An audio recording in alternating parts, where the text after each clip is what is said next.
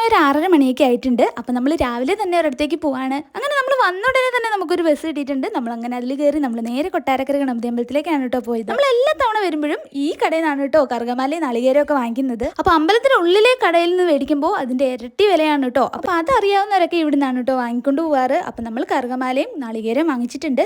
ഇനി നേരെ അമ്പലത്തിലേക്ക് പോവാണ്. അതിന് മുന്നേയായിട്ട് തന്നെ നമ്മൾ ഉണ്ണിയപ്പ കൗണ്ടറിൽ പോയിട്ട് രസീത് എഴുതിക്കും. അപ്പം ഉണ്ണിയപ്പം കൂടി വാങ്ങിച്ചിട്ട് നമുക്ക് ഇറങ്ങാലോ. അപ്പോഴേക്കും ദേ ശിവേലി ആയിട്ടുണ്ടായിരുന്നു. അർച്ചനയ്ക്കുള്ള രസീതും കൂടി എഴുതിപ്പിച്ചിട്ട് വന്നതുകൊണ്ട് ശിവേലി ദേ തുടങ്ങിയിട്ടുണ്ടായിരുന്നു. നമ്മൾ വന്നപ്പോഴത്തേക്ക് 2 വലം ആയിട്ടുണ്ടായിരുന്നു. അതുകൊണ്ട് നമുക്ക് പിന്നാലെ പോകാനും പറ്റിയില്ല. ഇന്ന് പൊതുവേ തിരക്ക് കുറവായിരുന്നു. പിന്നെ അയ്യപ്പന്മാരുണ്ടായിരുന്നു കേട്ടോ. അപ്പോൾ ശിവേലിയൊക്കെ കഴിഞ്ഞു. ഇനി നമ്മൾ അമ്പലത്തിലേക്ക് കയറി തൊഴാൻ പോവാണ്. അതിന് മുന്നേ നാളികേരം കൂടി ഉടച്ചിട്ട് കയറി തൊഴാന്ന് കരുതി. തിരക്കൊന്നും ഇല്ലാത്തതുകൊണ്ട് തന്നെ നമുക്ക് സ്വസ്ഥമായിട്ട് അവിടെ നിൽക്കാൻ പറ്റിയിട്ടുണ്ടായിരുന്നു. എന്നും ഇതുപോലല്ല, നല്ല തിരക്കായിരിക്കും. അപ്പോൾ തേങ്ങ ഉടച്ചൊക്കെ കഴിഞ്ഞു. ഇനി നമ്മൾ നേരെ അകത്തേക്ക് കയറി തൊഴാൻ പോവാണ്. കറുകമാല ഞാൻ മേടിച്ചിട്ടുണ്ടായിരുന്നു. തിരക്കുള്ള ദിവസങ്ങളിൽ വരികയാണെങ്കിൽ നമുക്ക് അകത്തെ വലം കംപ്ലീറ്റ് ചെയ്യാൻ പറ്റത്തില്ല. അതുകൊണ്ട് തന്നെ തിരക്കില്ലാത്ത ദിവസം വന്നാൽ നന്നായിട്ട് നമുക്ക് തൊഴാൻ പറ്റുമായിരുന്നു കേട്ടോ. അപ്പോൾ അകത്ത് കയറി തൊഴുതിട്ട് ഇറങ്ങിയിട്ടുണ്ട്.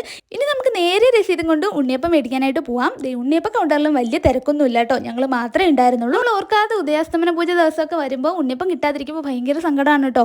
അന്ന് അമ്പലത്തിൽ പൊതുവേ തിരക്ക് കുറവായിരിക്കും. ഇന്നങ്ങനെ തിരക്ക് കുറവ് കണ്ടുകൊണ്ട് ഇനി അതാണോ എന്ന് ഞങ്ങൾക്കൊരു ഡൗട്ട് ഉണ്ടായിരുന്നു. പക്ഷേ അല്ലായിരുന്നു കേട്ടോ. നമുക്ക് ഉണ്ണിയപ്പൊക്കെ കിട്ടി. നമ്മൾ ഉണ്ണിയപ്പൊക്കെ വാങ്ങിച്ചു ഒരു സൈഡിൽ വന്നിരുന്ന് കഴിക്കാനും തുടങ്ങിയിട്ടുണ്ട്. രാവിലെ ആയതുകൊണ്ട് തന്നെ ഉണ്ണിയപ്പത്തിൻ്റെ മീതയിൽ പഞ്ചസാര വിതറി നല്ല ചൂട് ഉണ്ണിയപ്പമായിരുന്നു കേട്ടോ കിട്ടിയിട്ടുണ്ടായിരുന്നത്. വേറെ എവിടെ ചെന്നാലും നമുക്ക് ഈ ഒരു ഉണ്ണിയപ്പത്തിൻ്റെ ടേസ്റ്റ് കിട്ടില്ല. അപ്പോൾ കൊട്ടാരക്കര അമ്പലത്തിലെ ഉണ്ണിയപ്പം കഴിച്ചിട്ടുള്ളവർ ഒന്ന് കമൻറ്റ് ചെയ്യാൻ മറക്കല്ലേ.